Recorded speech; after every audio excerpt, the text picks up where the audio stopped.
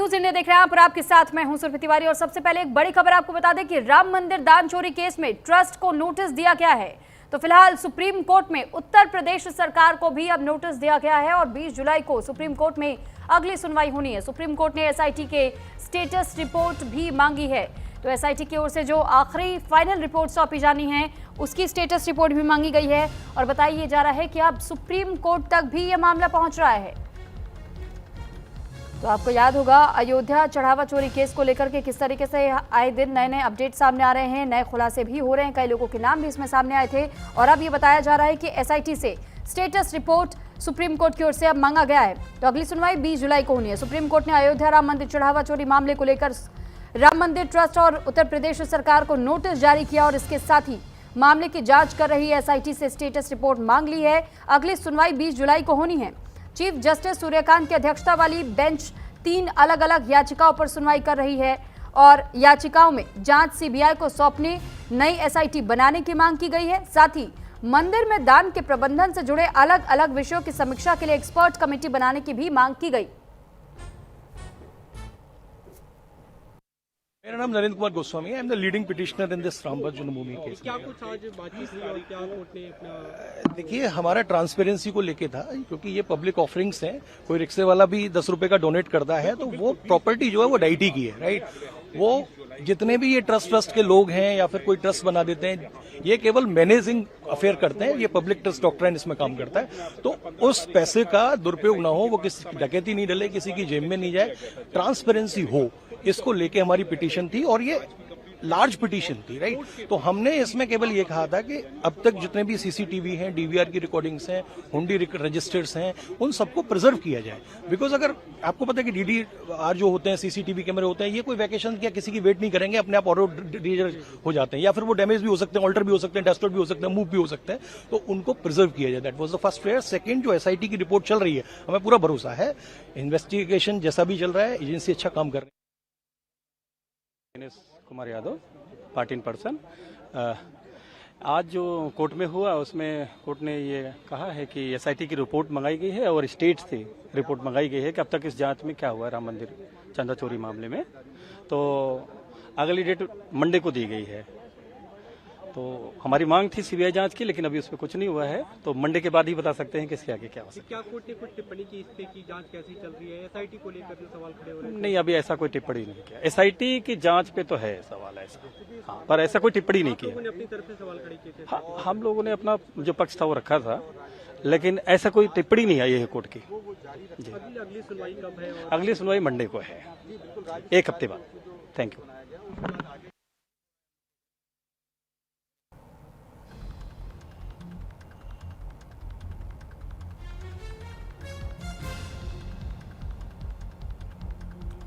तो फिलहाल ये जानकारी आपको दे दें कि एसआईटी की रिपोर्ट भी अब सुप्रीम कोर्ट की ओर से मांगी गई है और इस पर ज्यादा जानकारी के साथ पंकज बानखेड़े हमारे साथ जुड़ चुके। पंकज, जानकारी चाहेंगे आपसे।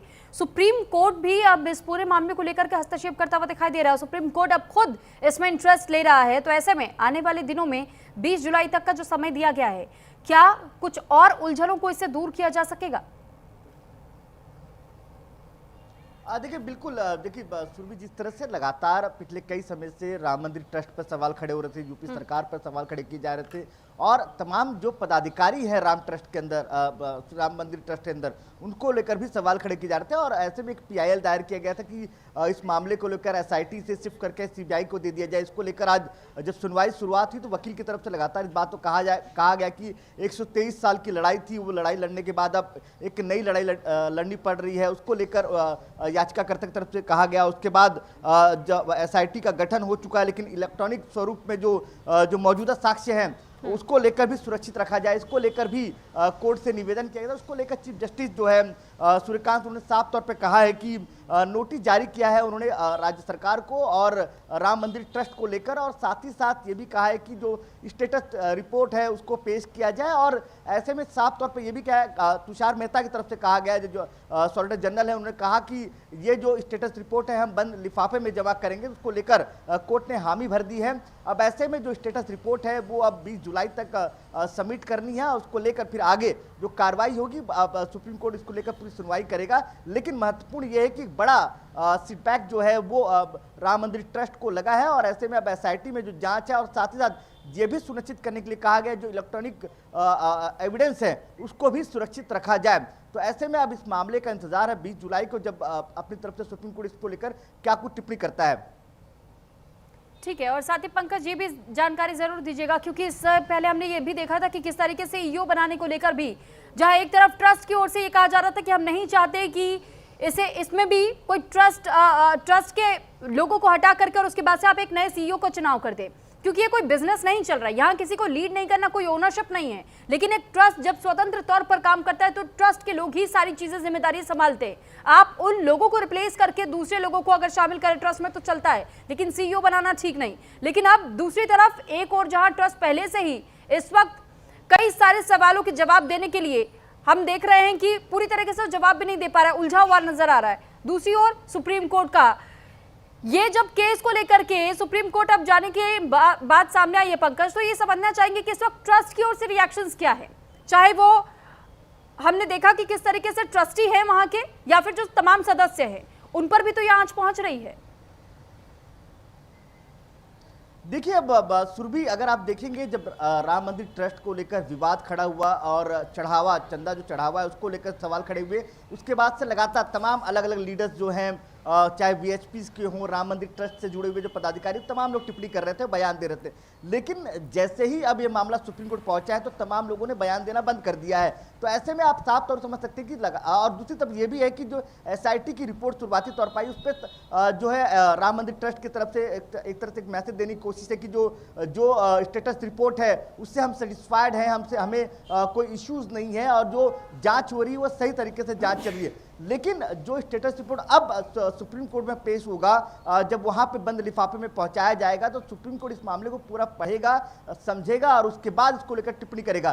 तो अब मुश्किलें लगातार ये है कि जो सवाल बार बार खड़े हो रहे थे कि क्या राम मंदिर ट्रस्ट के लोग अपने पदाधिकारी को बचाने की कोशिश कर रहे हैं, इसको लेकर अब सुप्रीम कोर्ट में जब सुनवाई होगी तो इसमें जो है दूध का दूध पानी का पानी होने की संभावना बताई जा रही है, क्योंकि लगातार इस बात को उत्तर प्रदेश के मुख्यमंत्री योगी आदित्यनाथ भी कह चुके हैं। और ऐसे में लगातार राम मंदिर के ट्रस्ट के लोग पर जो आरोप लग रहे हैं उसको लेकर भी बचाव की बात कही जा रही है। तो अब इंतजार सुप्रीम कोर्ट की टिप्पणी का है कि सुप्रीम कोर्ट इसको लेकर 20 जुलाई को क्या टिप्पणी करता है। लेकिन हाँ, जरूर है कि राम मंदिर ट्रस्ट के तमाम पदाधिकारियों के लिए ये एक बड़ी सीटबैक वाली बात है कि अब इस पर नोटिस जारी हुआ, उसको लेकर अब तमाम जवाब देने पड़ेंगे। दूसरा सबसे महत्वपूर्ण है इलेक्ट्रॉनिक जो साक्ष्य है, जो एविडेंस है, उसको लेकर भी एक बड़ा टिप्पणी है जिसको सुरक्षित रखने की बात जो है सुप्रीम कोर्ट ने कही है।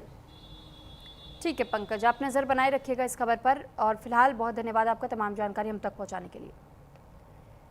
तो फिलहाल 20 जुलाई तक का ये समय दिया गया है सुप्रीम कोर्ट की ओर से, और साथ ही ये जानकारी आपको दे रहे हैं कि किस तरीके से अब इस पूरे मामले को लेकर सुप्रीम कोर्ट ने अयोध्या राम मंदिर चढ़ावा चोरी मामले में राम मंदिर ट्रस्ट और यूपी सरकार को नोटिस जारी किया, और इसके साथ ही मामले की जांच करी एसआईटी से स्टेटस रिपोर्ट भी तलब की गई है। अगली सुनवाई 20 जुलाई को होनी है, और अब ये देखना होगा कि आखिर आने वाले दिनों में ट्रस्ट की ओर से इन तमाम सवालों के जवाब कैसे दिए जाते हैं। साथ ही अयोध्या पुलिस मामले में गिरफ्तार सभी 8 आरोपियों की वीडियो कॉन्फ्रेंसिंग के जरिए कोर्ट में पेश भी करेगी। है ये राम मंदिर रघुवंशी राजाओं की राजधानी और उन्हीं का मंदिर है, और उसी में चोरी हो रही। मेरी मांग तो पहले से चल रही है कि भैया जिनका मंदिर है उनके लोगों का पता ही नहीं है। ये आकर के कर्नाटक से, कोयम्बटूर से, उड़ीसा से, बिजनौर से, महाराष्ट्र से, गुजरात से आके लोग उस ट्रस्ट में बैठ गए, जिसका बन उसको पता ही नहीं, और बन के रखवालों ने बन ही बांट लिया। ऐसे कैसे चलेगा? तो हम तो चाहते हैं कि, और जो हमें लग रहा है कि योगी जी कार्यवाही करेंगे, क्योंकि अब वो समय आ गया है, वो भी मानेंगे नहीं, ये मेरा विश्वास कह रहा है। कल आपने एसआईटी से बात किया, क्या लगता है आपको एसआईटी से कुछ आपको? हमारे चेहरे से भी तो आपको लग रहा होगा ना, कुछ न कुछ तो मन में संतोष आया होगा। बहुत जो गुस्सा था कुछ ठंडा पड़ा है ना, इसका मतलब कुछ आश्वासन जरूर मिला होगा। मुझसे कहा गया कि आप धीरज रखिए, न्याय होता है पर न्याय में समय लगता है, तो न्याय होगा, और नहीं होगा तो हम तो तैयार हैं ना, हम पीछा छोड़ने वाले नहीं। हाँ, हम तो चलेंगे। इस युद्ध का विराम यही नहीं है, यह विश्राम स्थल है। विराम आगे होगा समापन पर। आज सुप्रीम कोर्ट में भी साक्ष्य प्रस्तुत करेगी एसआईटी। वो बड़ा विषय, हमारा विषय नहीं है। हमारा विषय चोरों के खिलाफ है। एसआईटी क्या करती है हम उनको रिपोर्ट दे देते हैं। हाँ, इस यज्ञ में हम ये आहुति डालने जा रहे हैं। इस आहुति का क्या लाभ होता है, ये SIT का विषय है और श्रीमान मुख्यमंत्री जी का विषय है। मेरा विषय है कर्मण्येवाधिकारस्ते माँ फलेषु कदाचन माँ कर्मफल हेतुर्भो मार्ते माँ संगोतो कर्मणे। मैं अपना कर्म कर रहा हूँ, फल देने वाले ईश्वर हैं। ईश्वर को लूटने वाला कोई बच सकता है क्या? रामदंड से बचाने काहू कंस, रावण बचो न राहु।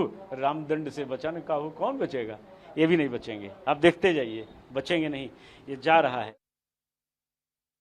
आई थी और माननीय न्यायालय ने डायरेक्टिव इशू किए हैं कि इस पूरे प्रकरण में जो ऑनगोइंग SIT इंक्वायरी है, इन्वेस्टिगेशन है, पुलिस की इंक्वायरी है, इसको लेकर के स्टेटस रिपोर्ट कोर्ट में फाइल की जाए।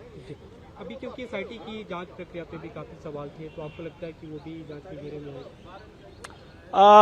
Let the status report come to the court. The honorable court would take call in the matter after going through the status report. We are not supposed to comment on that actually.